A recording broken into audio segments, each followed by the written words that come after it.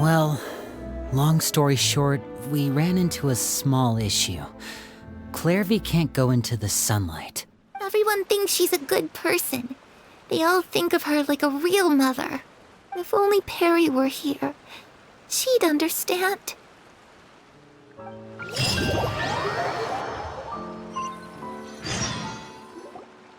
All right, looks like we're all here.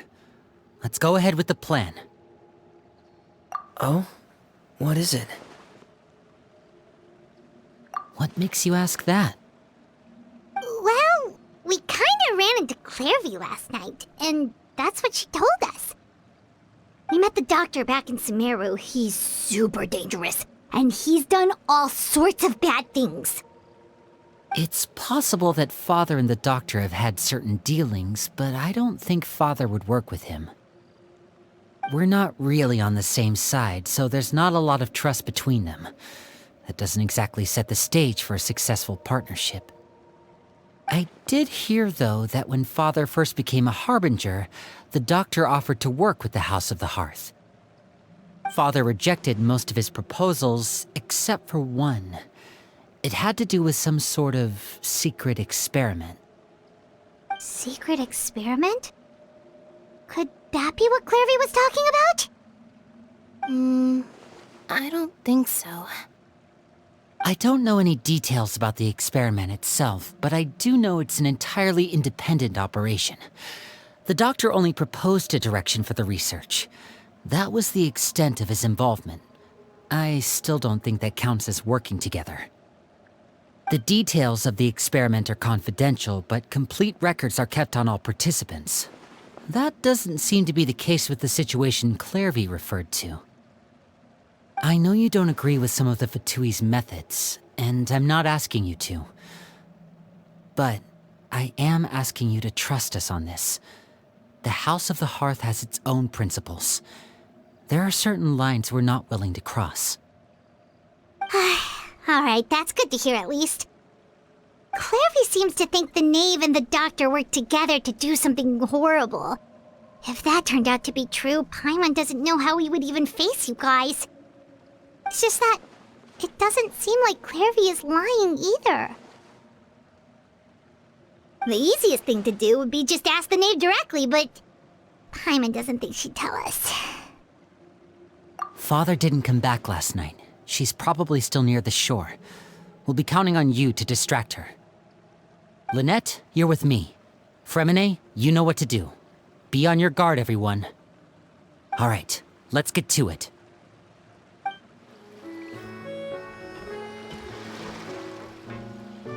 Ah, it's you two again. I must say, you look a bit pale. Did you have trouble sleeping last night? A little. Perhaps if you had less on your mind, you'd be able to absolve yourself of such troubles.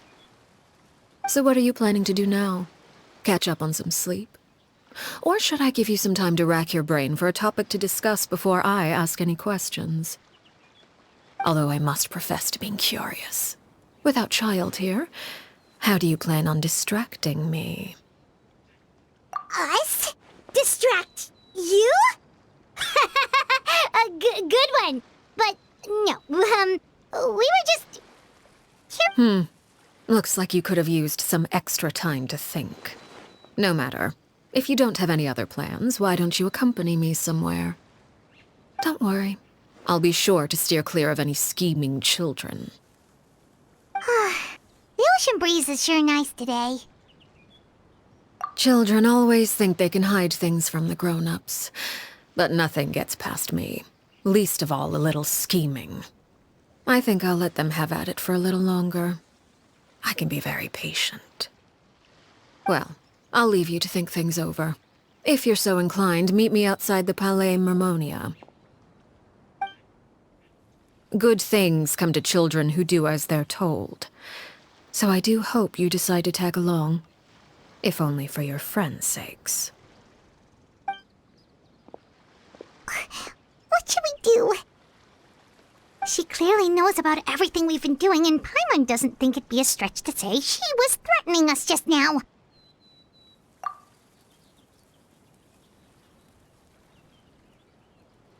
Oh, good idea. Hopefully he sees it in time. Well, we should probably head to the Palais Mermonia. Paimon doesn't want to find out what happens if we don't show up. Based on what the knave was saying just now, it sure didn't seem like it'd be anything good. Okay, then we probably shouldn't keep her waiting. It seems like Lynn and the others are on thin ice, so let's do our best to not get them in any more trouble.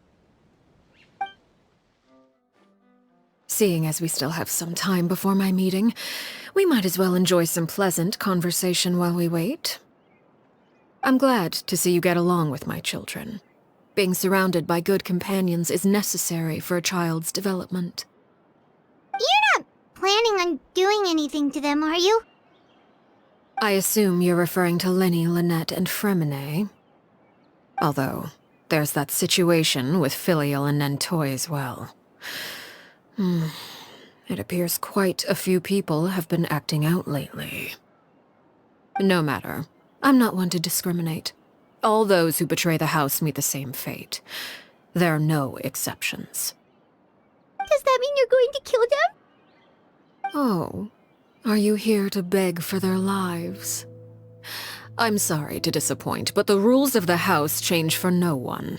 In my organization, everyone is responsible for their own actions. But don't you care about them at all? They really respect you. They even call you father. You must feel something for them.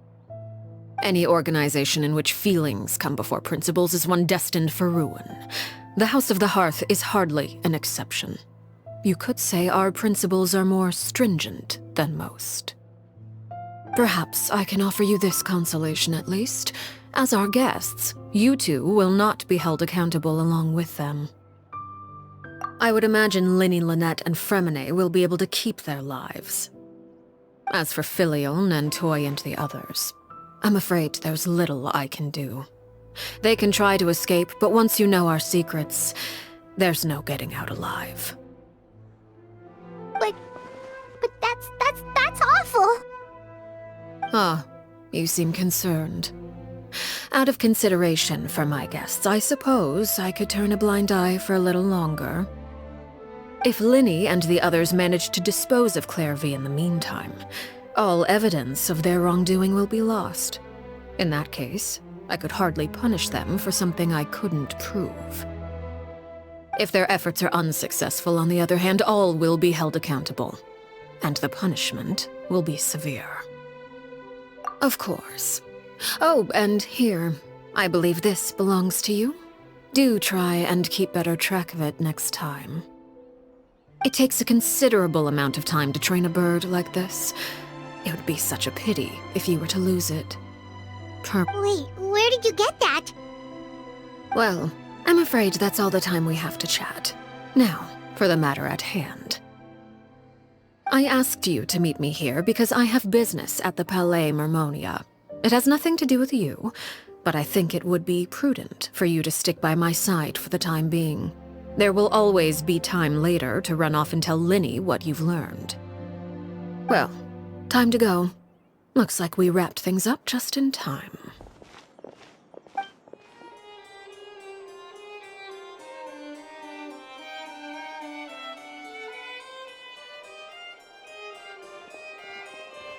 It's been a while, Monsieur Neuvillette. I must say, I wasn't expecting my meeting request to be approved quite so quickly. The Palais Mermonia operates with an efficiency worthy of admiration. It is only right that an esteemed diplomat such as yourself should be afforded the proper level of respect. Although, if I may speak plainly, I must confess that I did not anticipate we would have the occasion to meet again after presenting you with the Gnosis. I see you brought the Traveler and Paimon with you as well. If I may inquire as to the purpose of your visit. I'll be departing Fontaine shortly. There is, however, an outstanding matter that I would like to see resolved before I go. It requires a rather lengthy explanation, I'm afraid. So I took the liberty of explaining everything in this proposal. Please review it at your leisure, Monsieur Neuvillette.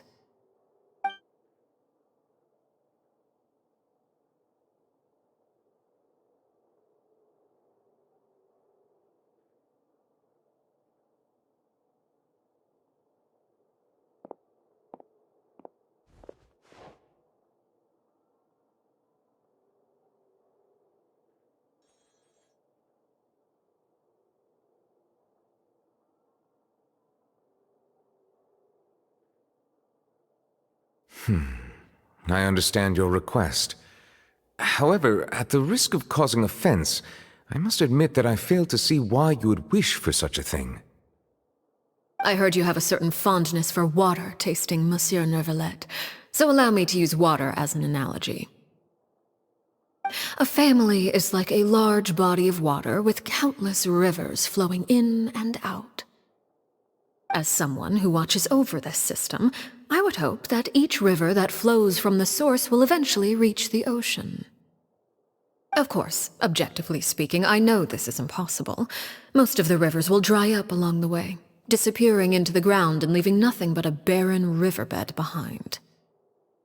Not all rivers are destined to reach the ocean, but I would not see their existence rendered meaningless. I believe the water that flows within them is simply meant for a different destination, like a field in need of irrigation. Or perhaps the glass of a certain water-tasting enthusiast. Did you get any of that, Traveler?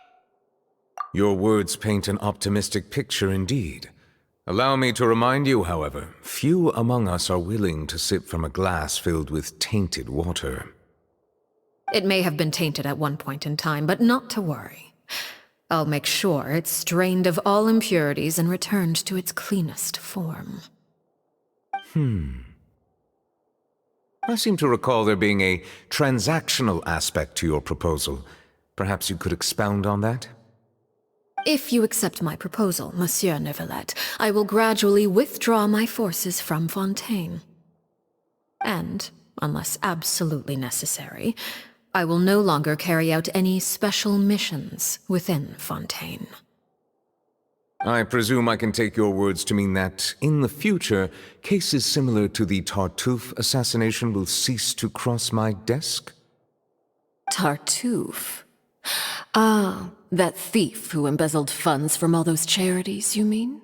My deepest condolences to his family, but without any evidence, I cannot imagine how the House of the Hearth might have been involved in his passing. Of course, if you accept my proposal, Monsieur Neuvillette, I'm sure certain measures could be taken to reduce the frequency of such troubles. You choose your words carefully indeed. In that case, I am inclined to accept your proposal. My thanks for your generosity, Monsieur Neuvillette. Well, with that settled, we should be going now. I took the liberty of bringing along 2 bottles of spring water from Snezhnaya for you to enjoy. I do hope I get the chance to hear your impressions. Perhaps at our next meeting, yes? Indeed. I trust you would not overlook your commitment in the meantime. All right, Traveler Paimon. Time to go.